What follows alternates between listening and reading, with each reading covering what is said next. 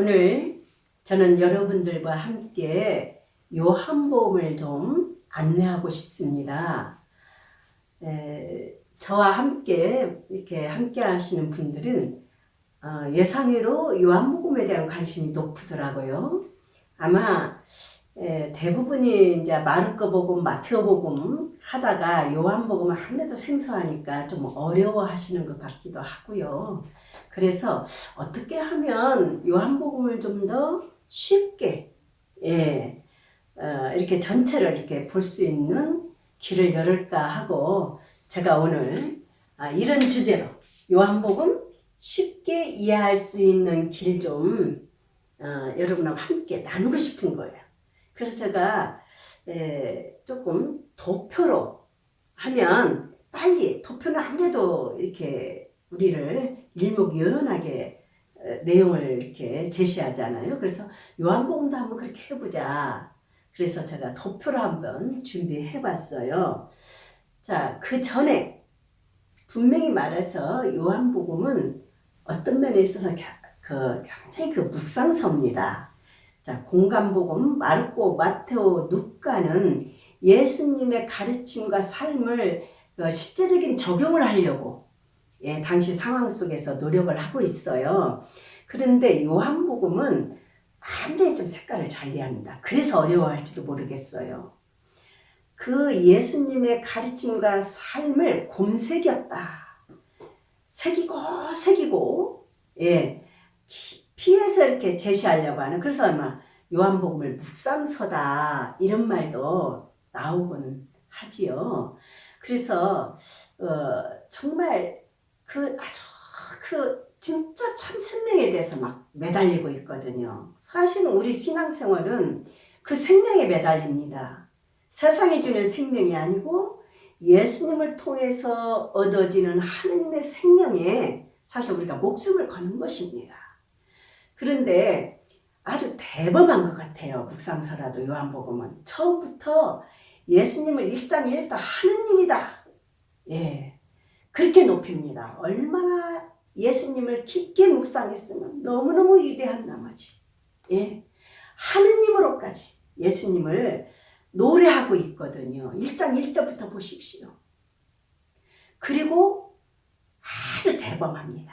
그리고 그 깊이를 시로 이렇게 실어놨고요. 그 다음에 공간복음은 목적은 실어놓지 않아요. 예수님 하느님 통해서 구원을 우리를 풀어가지만 근데 확실히 제시합니다. 그래서요, 여러분들이 20장, 자, 여러분들이 요한복음을 척 하기 전에 요한복음의 목적이 뭘까? 그래서 20장 30절에서 31절, 거기에 사실은 이게 이제 초판이라고 볼 수가 있어요. 처음에 마무리 지으면서 목적을 끝에 딱 다뤄놓는 거예요. 그걸 제가 여러분과 함께 읽고 싶습니다. 특별히 31절입니다. 이것들을 기록한 목적은 보세요. 목적 딱 제시하죠. 예수님께서 메시아시며 하느님의 아드님이심을 여러분이 믿고 또 그렇게 믿어서 그 이름으로 생명을 얻게 하려는 것이다. 중요한 것이 뭐냐면, 자, 이건 내복음서가 다 그래요. 우리 지금까지도 그래요. 예수님 없이 우리는 하느님 얘기하면 안 됩니다. 그러면 자기 중심이든지 세상의 지식으로 하든지 자기 상상으로 하는 거거든요. 그래서 이 내복음서 중심으로 우리는 조금 귀를 기울여야 하거든요. 자, 이 예수님입니다. 믿고 믿는 것입니다. 얼마나 예수 믿음을 강조하냐. 믿음? 예수 믿음이 목적에서 뭡니까? 생명이다. 어떤 생명을 말하겠어요? 영원한 생명? 하느님이죠. 하느님 만나면 구원이죠. 세상에 좋다는 것으로도 자기 만족을 채울 수 있습니다. 그렇지만 우리 신앙인은 거기서 더 높이거든요. 하느님의 생명까지를 바라봅니다. 그걸 누가 제시해? 예수님. 그러니까 이 예수를 믿는 것이 관건입니다. 요한복음도 마찬가지. 사실은 마르코, 마테오, 누가도 그렇습니다. 근데 요한복음 말씀드린 것처럼 그걸 새기고 아주 분위기도 다르고 언어도 다릅니다. 그래서 생소하고 아마 어렵다는 표현이 나오지 않을까 이해가 됩니다. 자, 우선 제가 목적을 말씀드렸고요. 이번에는 도표를 한번 요한복음을 한번 많은 것을 볼 수 있을 것 같아요. 도표를 이렇게 한번 해보겠습니다. 제가 그림도 서툴고 그러지만 이거는 어디까지나 뭐 이렇게 거기에 하느님 계시고 그런 게 아니고 도표입니다. 그래서 자, 요한복음은 우리에게 3단계 설정을 합니다. 자, 1장 1절에 뭡니까? 예수님은 하느님이었다. 하느님과 같이 계셨다. 하느님 세계에 계셨던 거예요. 그러니까 자, 3단계라고 해서 이걸 먼저 머리에 넣겠습니다. 3단계. 그러니까 자, 예수님은 하느님으로서 하느님과 함께 계셨다.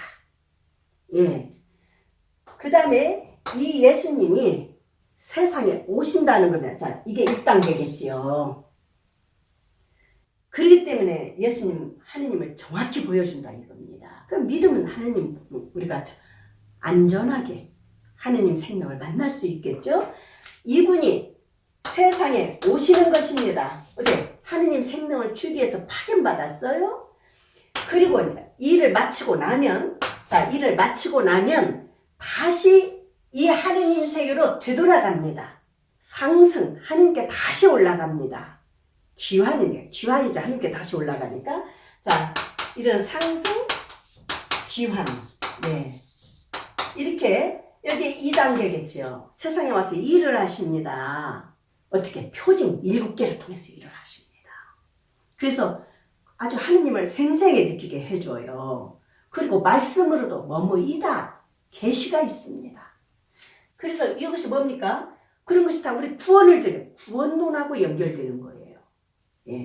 나는 포도나무다. 가지가 포도나무에서 잘려가면 말라 죽지요. 이게 구원하고 관계 있는 거잖아요.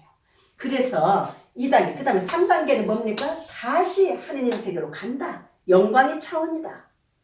이걸 그림으로 한번 하면 더 적절하지 않을까요? 더 쉬울 것 같아요. 지금 말씀드린 것을. 그러면 제가 이렇게 한번 해보겠습니다. 이렇게 밑으로. 여러분도 한번 그려보십시오. 실제로 그려보면 훨씬 요한복음이 가까이 있을 것 같아요. 그래서 지금 이렇게 이런 세계가 있습니다. 여기에 지금 하느님이 계신 곳이에요. 여기가 지금 하느님 세계라고 합시다. 도표니까요. 하느님이 계신 곳이고, 그 다음 이제 세상이 있다고 합시다. 이건 제가 이렇게 그려보겠습니다. 이거는 세상입니다. 세상. 하느님 계신 곳에 예수님이 있었다. 1장 1절부터. 여기에 지금 예수님이 하느님과 같이 계시고 창조 사업에 관여하십니다. 그러니 우리를 얼마나 잘 알겠어요. 만든 분이 이런 이런 컵 하나를 만들어도 만든 분이 제일 잘 알죠. 어떻게 무엇을 발라서 어떻게 구워서 만드는가는 만든 사람이 제일 잘 아는 것입니다. 예수님이 지금 하느님과 같이 계시면서 창조할 때 관여하십니다. 여기서도 의미가 심장하지요. 그러면 하느님이 계신 곳이 뭡니까? 생명이라고 했어요. 생명. 여기에 생명이 있는 거예요. 하느님이 계시면 여기에 생명이 있죠. 생명. 여기 생명 차원이에요. 그 다음에 하느님이 계신 곳이 영광입니다. 우리 신앙생활에서 다른 사람한테 영광 드리면 안 되죠. 그래서 지금 하느님 계시니까 영광이에요. 생명이 있어야가 빛이 세계입니다. 빛. 빛이 있습니다. 그리고 여기서 그러니까 나는 위에서 왔다 그래요. 예수님은. 여기가 위입니다. 위. 이런 언어들이 요한복음에 많이 등장하기 어렵죠. 이렇게 말하는구나. 그러면 하느님이 계시지 않는 세상은 여기에 이제 빛이 있는데 어둠이죠. 하느님이 안 계시니까 이거 뭡니까? 어둠입니다. 어둠. 그 다음에 생명인 게 이제 생명이 없어요. 이게 어둠이죠. 하느님 생명이 없으니까. 예수님이 와야 이제 하느님 생명이 우리에게 전해지는 거예요. 그 다음 위니까 이건 나는 위에 속하되 너희는 아래에 속한다. 요한복음에 나옵니까? 안 나옵니까? 그 다음에 자 요렇게 자 여기에 제가 말씀드렸죠? 자 여기가 1단계다.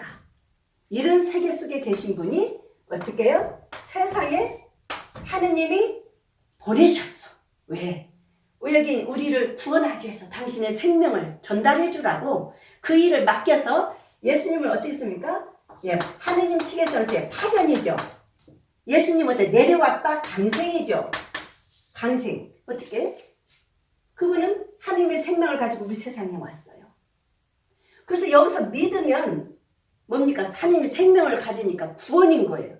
그러니까 요한복음의 특징은 현재적 구원입니다. 지금 목적에서 그래서 먼저 그걸 읽어드렸어요. 그분을 믿고 믿어서 여기서 이미 영원한 생명에 놀라운 것입니다. 그게 우리 여기서 지금 구원 체험이고 부활 체험을 해야 됩니다. 사실 우리 신앙생활 하면서 와서 이제 일정 기간 동안 일을 합니다. 일정 기간 동안. 그리고 그분은 어떻게 해요? 다시 아버지 세계에 가실 분이에요. 그러면 3단계죠. 그래서 자 그분은 지금 여기서 아버지 차원에 가요. 그러면 자 아버지한테 돌아간다고 하면 뭡니까? 귀환이죠. 되돌아가요. 원래 자리 당신 자리로. 그러니까 예수님이 얼마나 예수님을 묵상했습니까? 예수님은 원래 자리는 하느님 자리였구나. 그분이 꽉 차 계셨던 거예요. 그래서 귀환이고 올라간다는 의미로 어째요? 상승이에요. 그럼 복음에서는 어떻게 말하느냐? 십자가부터 자, 요 차원부터 벌써 영광으로 말합니다. 놀라워요. 그래서 우리는 십자가를 정말 거기서 벌써 부활이 꽉 다 있는 거예요. 영광입니다. 영광. 예수님이 지상에서 발을 뜨는부터 요한복음에서 어째? 이게 자 영광 차원입니다. 영광. 영광 차원. 그러면 다시 여기로 돌아옵니다. 자 세상에서 어떻게 예수님은 그냥 놀러 온 게 아니에요. 아버지의 일만 하신다. 요한복음을 보면 여러분 그런 말씀 읽었을 거예요. 어떻게요? 크게 두 가지를 기억합시다. 자, 7개의 표징이 있습니다. 기적을 특별히 표징이라고 합니다. 자, 예수님이 그 기적을 하느님을 드러내는 어떤 표징 역할을 해요. 그래서 특별히 표징이라고 합니다. 그게 몇 개? 7개가 있다. 자, 여기서 어때요? 7개 표징 생각해야 됩니다. 자, 기적 있죠. 처음에 가나 혼인잔치 알죠? 물을 포도주로 바꾼 얘기 2장에 나옵니다. 그래서 어째? 그 표징을 보고 믿어서 어째? 구원받는 이야기입니다. 자, 예수 믿으면 생명 구원 온다 그랬죠. 표징을 통해서. 그 다음에 또 한 가지 이제 자기 계시라는 말이 좀 어렵죠. 뭐뭐이다. 이것은 아주 중요합니다. 뭐뭐이다. 보십시오.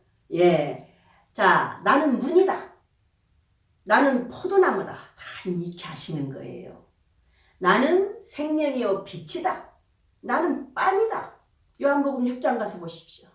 나는 빵이다. 나는 착한 목자다. 나는 길이요 진리요 생명이다. 등등 뭐뭐이다. 그걸 뭐래요? 자기 계시라고 합니다. 요것을 통해서도 우리 구원과 연결시키는 우리 구원과 구원입니다. 여기서 이렇게 예수님의 표징을 통해서 이런 말씀을 통해서 믿으면 여기서 구원입니다. 자, 여러분들이 요한복음 그 3장의 니고데모 이야기를 보면 하느님은 뭡니까? 자, 오늘 지금 제가 설명드린 말씀을 거기서 종합 정리를 할 수가 있어요. 하느님께서는 세상을 너무나 사랑하신 나머지 자 16절에서 지금 저는 17절까지를 읽으려고 합니다. 유아들을 보내시어 특별히 요한복음은 더 돈독한 하느님의 아들을 유아들이라고 하거든요. 그를 믿는 사람, 자 믿는다고 그랬죠. 믿는 사람은 누구나 멸망하지 않고 영원한 생명을 얻게 하셨다. 하나님께서 아들을 세상에 보내신 것은 세상을 심판하려는 것이 아니라 세상의 아들을 통하여 구원을 받게 하시려는 것이다. 자, 우리는 하느님을 생각할 때 자꾸 심판을 떠올리면 안 됩니다. 우리 인간들이 만드는 겁니다. 예. 그래서 정말 우리는 사랑의 하느님입니다. 너무 사랑하신 나머지 외아들을 보냈다고 그랬죠. 그래서 지금 와서 일을 하고, 예. 그러면 여기서 어째요? 영원한 생명 구원을 얻지요. 예. 그 다음에 이렇게 올라가죠. 올라가면 하나만 더 기억합시다. 이제 성령이 온다고 합니다. 요한복음의 특징입니다. 그러면 여기서 이제 우리 이 세상을 이렇게 놔주지를 않아요. 하느님이 그냥 구원을 딱 접는 것이 아니라 다시 성령을 어떻게? 다시 성령이 내려오십니다. 요한복음에서는. 그래서 예수님이 하느님 세계에 가서 성령을 보내고 또는 아버지와 함께 보내고 여러 표현이 있습니다. 그래서요, 특별히 자 14장 16장 이 고별 설교에서 성령을 강조합니다. 거기서 자 14장 16절 17절을 보면 성령은 하느님 아버지의 선물이라는, 하느님 우리에게 생명을 주는 선물을 주시는 분입니다. 또 14장 26절은 뭡니까? 이제 성령이 우리를 가리킵니다. 이제 예수님은 하느님 세계로 가셨잖아요. 이제 성령이 우리 제자들을 가르쳐서 예수님의 말씀을 기억해내고 상기하게 해준다. 또 15장 26절에서 27절을 보면 이제 성령은 예수님을 증거하게 합니다. 16장 또 가서 보시면 제자들을 진리로 이끈다고 합니다. 그래서 저는 오늘 요한복음을 요 내용만 갖고라도 한번 읽어보십시오. 이제 많은 것이 조금 전체로 이렇게 펼쳐 보이지 않을까 생각이 듭니다.